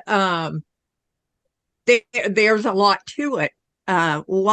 What she got, and she got it from what I see and understand. It was a collective energy of all these that she saw that were giving this message of, and I don't want people to think guidelines as rules. yeah. Guidelines are not necessarily rules. They help us to understand different things and how to present yourself. If I were going to give someone a guideline for how to go out and have an encounter, I Mhm. wouldn't classify that as rules. I would classify that as something that is for good. And a lot of people get into this rule thing of, well, if you set that rule, then I can't do this or I can't do that.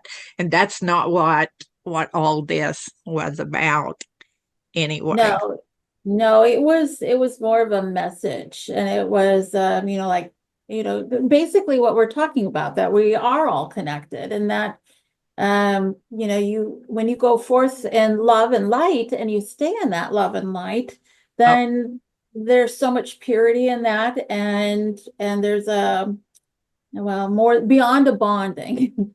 It yeah, is beyond bonding. It's beyond a brotherhood or a sisterhood. It's beyond yeah, anything that, it's what we're all striving for. And just that openness and acceptance and, peace and love and harmony and all those wonderful words that we liken to our journeys. But this it was so fascinating to me that her story was that I was taken to this place. There's these beings that I couldn't even tell you who or what they were, but it was a global council beyond, it was a universal or hmm, it was a universal council. It's not of this world. And yet the message, is so important, and it's actually what's being discussed today amongst groups like this, um, of this, just staying in the light and staying in love. yeah, And it will be okay if we can all learn to do that. yeah. Yeah. That and And a that, little, that raising our vibrations, Yeah. that does it right there. Yeah. It sounds simple, but it's hard to do, and it's hard to stay there all the time. Yes, it is. Life can send you challenges, and I think it's a lesson in grace on how we move through those challenges. Yep. That's the Yeah. only thing I've come up with in all my years. It's Yeah. it's a It moving. definitely, Yeah, is. yeah, this is one of the easiest ways to raise your vibration. Turn it off, the TV. true. That Uh, works tremendously. yeah. Yes. I want to say something about this demons and bad energy and negative energy. Um, there is only your energy. Yes. So if you're afraid of your energy or Yeah. then if you're afraid of anything inside of you, then it's very easy for you to be afraid of something coming from the outside that matches what you're afraid of inside. Yes, that's true. Here's the thing, here's the thing about Sasquatch that I understand, and that is that they exist and do much of their work in a thing called no space, and no space means there's no space between me and you. So we like to have our boundaries. You know, this is my skin, and I don't want you to come into my skin, right? But when you have mind speak, or you have these intuitions, or you have these epiphanies, or you have these uh, spiritually transformative events happening to you, that's skin in. That is no boundaries kind of a thing. You know what I mean? And I Mhm. learned really early on, as soon as I understood that I was feeling the Sasquatch, and I had Sasquatch in my head again. I heard the same kind of a thing was brother, you know, and the impact of that was we are brothers. I understood that I could, since they was already inside my head, I could invite them to be inside my head. And then I took one step further. I said, well, if you're inside my head, you can come and step inside my whole being. That's a kind of a trust. I don't know how many people have. I think Arla has that trust because if they're inside your being, or they're just inside your head, or they're right outside, you're just giving you energy. It's the same thing. And to give them permission, so that you're saying, I know that you're already inside me. I know that you're already inside me. You know, uh, like when Kevin was saying, I don't want to be touched, right? Well, you were already being touched. You know what I mean? You were already True. being touched. Yeah. Yeah, and you said no to a spiritually transformative experience right there, which is Yeah. okay. That's okay because but it's all I'm saying is I wasn't ready it was a for it. reflection Yeah. inside of you. Sasquatch is with you all the time, you know, and every time you go out, and every time you feel elated, time you feel excited, that's Sasquatch inside you and outside you. So people have a hard time with spiritually transformative experiences because of that So if that's the unknown thing. case, so is that the case, going back to what Arla said at the very beginning, is the Sasquatch us, and are we the Sasquatch, and is it all one being just in two separate entities or two separate physical locations? In the other, Are we all let's one? call it in the other realm. Let's call it another realm for now. Okay. There's Okay. no space, which means there's no me and you and I and thou, and there's no here and there. It's all one thing. And we only have the illusion of Okay. separation on this side. Okay. Okay. And if you Yeah. can, and that's why it's a high vibration. If any energy comes to you and you open up with love, you just open it up you're just saying, I love myself. I love you. Thank you. Mhm. You know, Yeah. that's my energy there. Even Mhm. though it maybe feel weird or something, it's still my energy. Had Right. Dogman come to me, as soon as Dogman came to my head, it's just like instantly felt love. That was just Hmm. incredible. Interesting. The other thing is, I wanted to ask Kevin is, you had this thing with the tree glow thing. What uh what do you think that was all about? Uh, it was not threatening. It was positive. It was, I think it was a message of sorts, is what I think it was. Um, it wasn't, I think it was a message to me, since the guys the night before never saw it, since the guy on night two never woke up. I think that was intended for me, and it was a message of some sort. I'm a slow learner. Okay, so what's the message? But I absolutely accepted it. I didn't cast it off or was fearful by any means. I studied it. I mean, I studied it. I wanted to take it all in. I knew I only had a moment. I didn't know how long it was going to take. And so, I mean, I watched it very, very subtly, drift back and forth this way. So I was taking in everything I could with the moments that I had. I felt it was intentional and it was for me and it was a message. You know what the message is? I missed the message. I don't know what it No, you meant. I didn't. No, you didn't. It's there.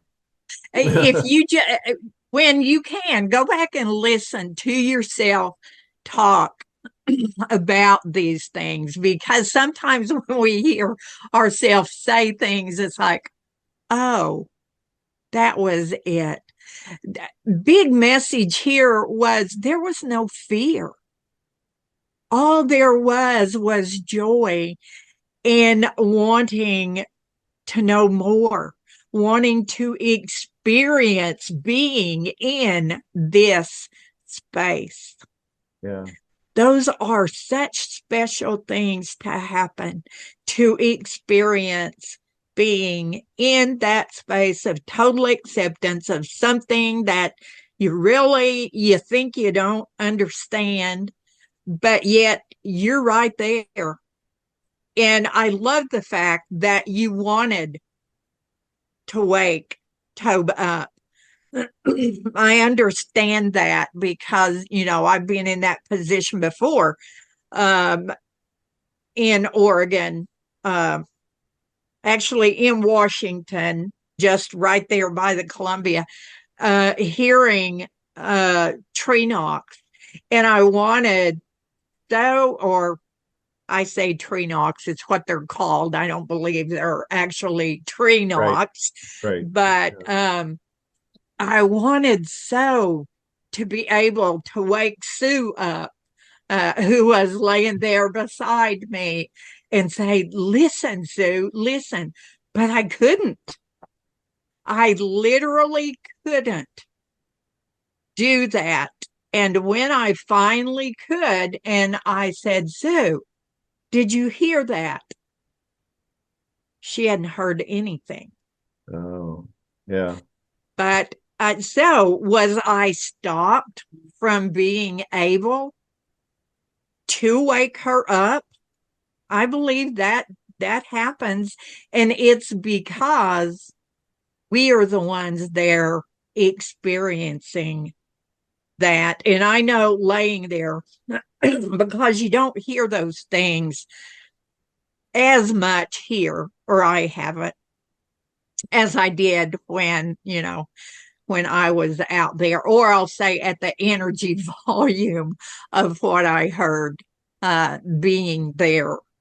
I was just so, I heard one and I'm listening, just like I'm actively, I'm listening. And then there's another, and I'm like, ooh. And then there's another, and I'm like, ooh. And I want so for Sue to experience all of these. Right. And Right. I can't move my arm, or I don't want to move my arm or whatever, because I don't want it to stop. Hmm. I want Yeah. it to Right. continue. Right. Yeah. Yeah. You're afraid anything you're going to do is going to disrupt the moment. Yes. So, but at the same time, you want to share. I mean, Yeah. that's what we're all here for. So, it takes a few moments to figure out, oh, wait a minute, I gotta wake somebody up, that kind of a thing.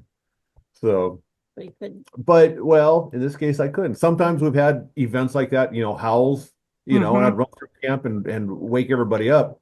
Yeah. And other times it's like, well, like this time, he wouldn't wake up. So, and I have it on a recorder. I was loud. If he didn't wake up, it's because he wasn't supposed to wake up. I mean, that was pretty clear to me. Yeah. When I heard the recording, like a week later, it's like, yeah, there's more to it than that. And you Yeah. didn't hear him snore because you were in a different vibration. Oh, it was me, not him. Yeah. Exactly. Oh, oh. There we go. Okay. Light bulb moment. Yeah, yeah. Remember when this thing started out and you were in your hammock and you felt this Sasquatch coming up and he was going to touch your feet? Yes. What Yes. that guy did, and you said, this is a power there. There was this energy there. I felt this Yes, energy. This is a absolutely. power, energy there, right? You made very clear that was imprinted on you that there was energy there. Yes. After that energy got to you, all of a sudden, what did you start seeing? You started seeing the trees, That's the right. light of the trees light. You were looking, by increasing your energy like that, you were able to see the light of life. Lightlife. Mm-hmm. And that is amazing. That is That's spiritually beautiful. transformative. This is huge, big deal for you to be able to see the light of life. You know, Wow. if you ever get into that kind of spiritually transformative, you hear people's stories Right. where they say, "Oh, I was in this really high state, and the everything was glowing and had an aura to it. You know, everything." And the trees have a light of life, and you got to see that. You're one of the very few people uh, that has actually seen the light of life from a tree because the trees wanted you to see it and the Sasquatch gave you the energy so you could see it. This is a major lesson. Major lesson in life is that everything is conscious and everything has the light of life in it. That's beautiful. I felt I didn't Yeah. know I didn't at the time I knew I was blessed. It's a I knew blessing. There's no question about that. it was exactly what it meant. I didn't know. But I knew this is like, you know, a once in a lifetime event, and I'm going to study it for the 45 seconds that I've got and just take it in and appreciate it. It was beautiful. It was absolutely beautiful. It was wondrous. It was not out of this world, but within this world, and but Yeah. not of this world at the same time. Can But I you know just say, that 45 seconds has nothing to do with what we perceive as 45 seconds. Right. So Still you, happening. It's still happening now, or you wouldn't be yeah, talking about it. yeah. If you, when we do something or have something happen, you know, and you look, you're recording or you're documenting, well, this started at X amount of time, it ended at X amount of time. That's our time. That's Right. not the time that you were in at all. Right. So, and time's irrelevant anyway. It's not linear, which is what we live with. right. So, a lot of these experiences and things that have happened don't really have anything to do with minutes, seconds, or whatever. They have to Right. do with the experience. Mm-hmm. I will say that this is not the first time we've seen lights or Kevin has seen lights. We've seen them for years in different camps. Yeah. I'm reminded of the lights in the Blue Mountains on those different Oh, nights. oh, And you know but what? we always are trying to keep it in the physical. You know, Yes. our minds try to go to the physical, and it's like, Yeah. okay, what is this? I'm going, what do we have here? An underground, base somewhere? Are they doing testing out here? Or what are they doing? We're trying to keep it in the physical. So this makes, the perfect sense. It's like, if you have a lesson and you are trying to be so analytical and trying to figure it out, they're going to keep trying again and they keep trying again until they Mhm. teach you and reach you. Uh-huh. And then you have this beautiful aha moment. Yep. And the aha moments, all of those are in a higher vibration. Yes. The Yes. 3D moments were the clicks, the knocks, those Mhm. are connecting them in this 3D world. Right. Anything else like the lights and that type of thing is not in this 3-dimensional world. They It's are like the higher vibration. yeah. Mhm. Ghost experiences are the same thing. Yes, Ghost yes, You just experiences are the same thing. Yeah, we they just are. recently, a couple weeks ago, after Sonia passed, Mhm. she came and visited us, and it was beautiful. It was absolutely beautiful. I felt the side of the bed depressed. She sat down, It was middle of the night, 2 o'clock in the morning. but I feel the bed. I'm sleeping on my right side. I feel the bed behind me depressed, and I'm like, oh, someone's here. And then I feel this energy come over us, and I'm holding Kevin's hand like this against my chest. And this energy slips between my heart and his hand. And I am trying to wake him up, but I can't get the words out. I cannot say the words. I'm like, and finally it's like, there's a ghost here. And he said he could absolutely feel the energy. I And could see and he the could energy. see her smile, so he knew it was her as well. It was actually just beautiful, but he could just visualize her smile. Yeah. And I thought she was having interesting. a nightmare. And so I rolled over to wait, and she doesn't have nightmares. I mean, maybe once a year kind of a thing. And so I just rolled over to just slowly wake her up. And it's like, and then I realized, no, she's not in a bad place. She's in a good place. But what is it? So I just kind of let it ride. And as I look over my shoulder, I see this big dome, person-shaped dome of radiant Mhm. crystal light, just radiating these needles of light radiating with this rhubarb red center on her side of the bed. I thought that was me. And No, again, that's the light of life, because all she's got is that light, that life. That It was she doesn't even have a beautiful. body anymore. It was Yeah. beautiful. yes, It Sonia only has that light of life. it's She's this it's crystal white with needles sticking out of it, and it was just magnificent. Yeah. Another gift. And you're the Yeah. only one who saw that? We saw I that. saw that, and so I didn't know who it was at first, and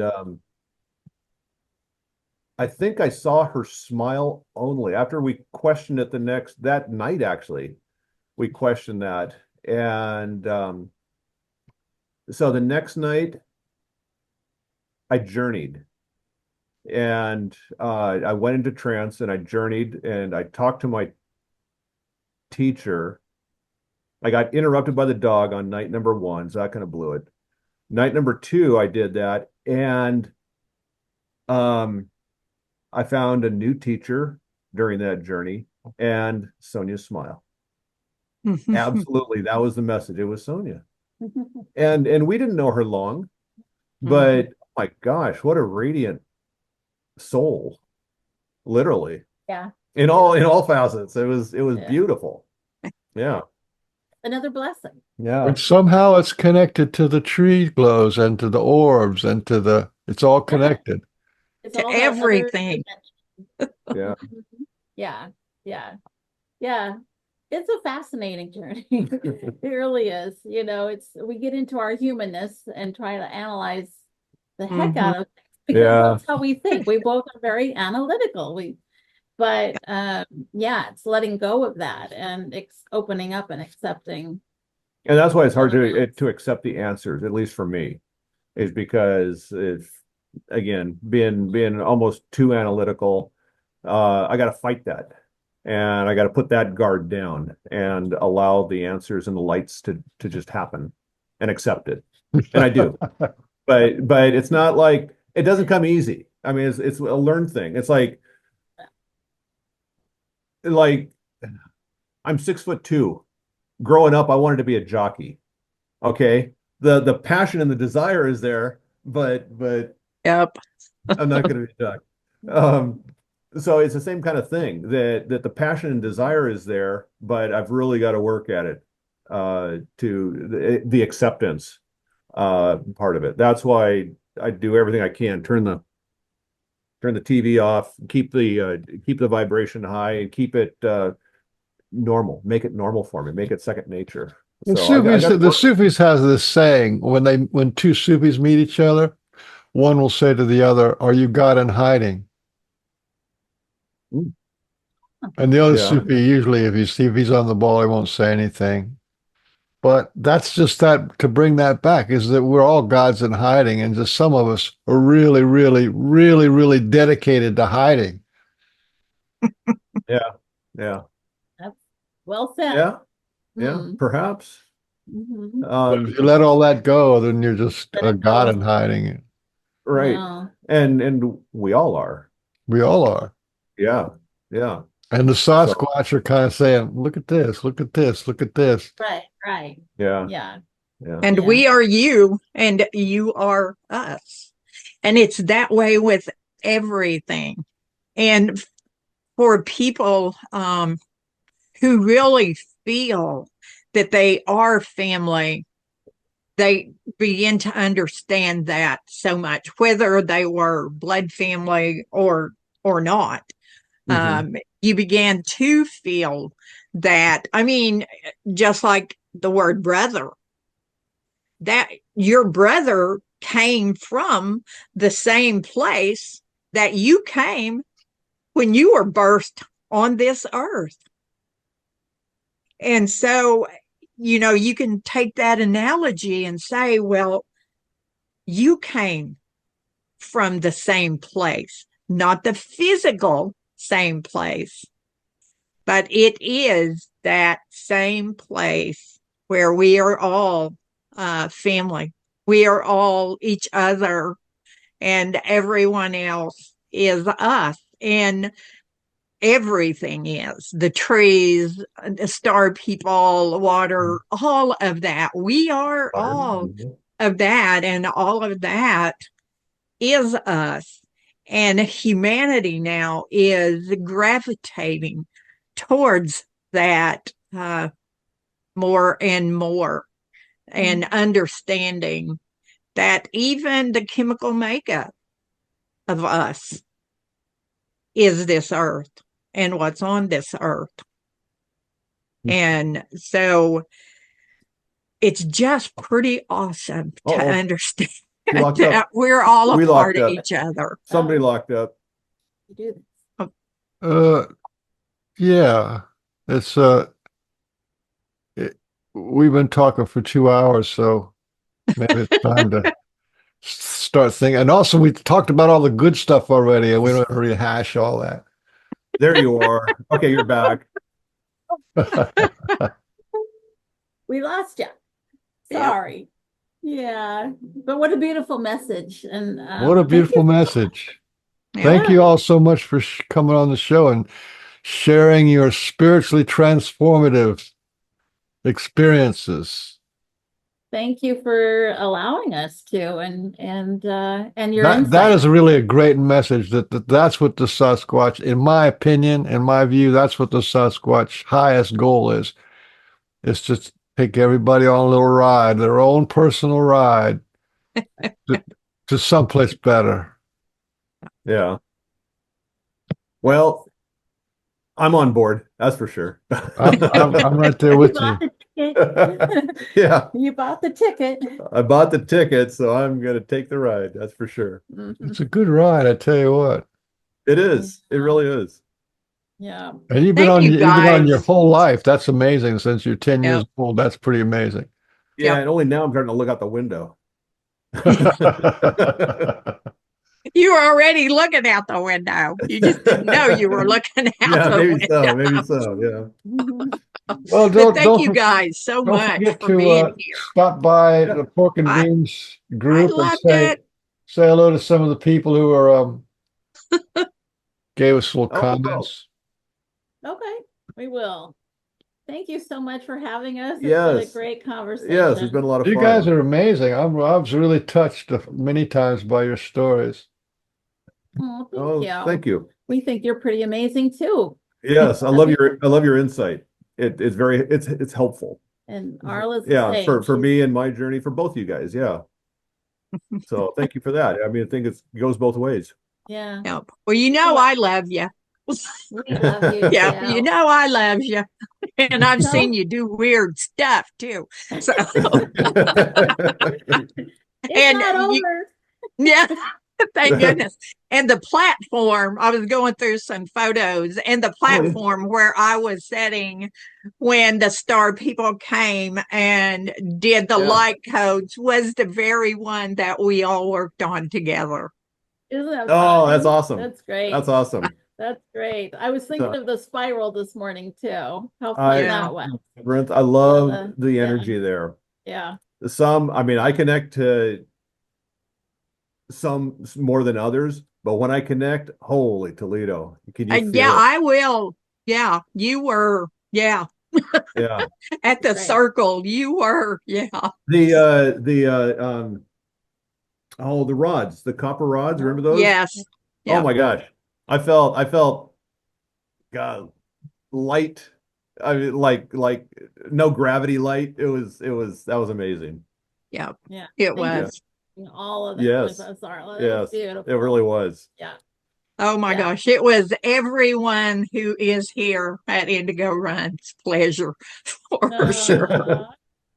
Yeah. Well, we look forward to Okay. coming again sometime. Yes. Yes. Yes. Yeah, another road trip. Yep. Okay. You guys take good care. All right. All right, if we Thanks, don't guys. see you at Christmas time, have a great holiday. All right. You We do the will. You same. too. Christmas. Bye. Love I'll see you you guys. guys. Bye. Bye. Take care. Stay in the light. Yeah.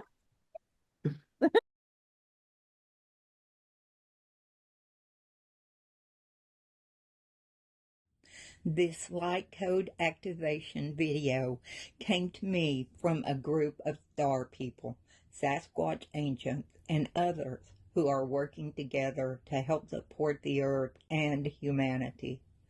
I was allowed to video this transmission as they knew I would share it in a good way. May it bless you as you open up your heart through your higher self to receive. Many blessings to you.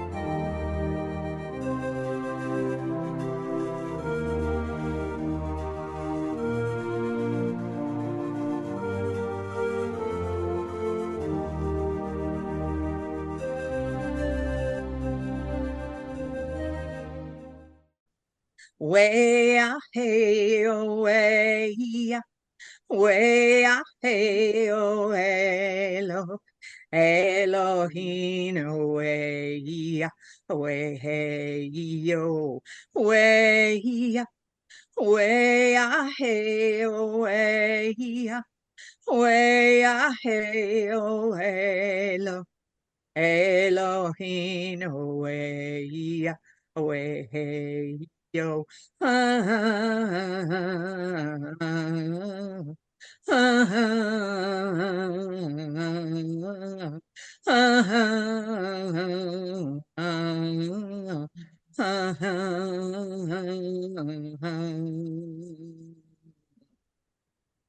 Way, way, way.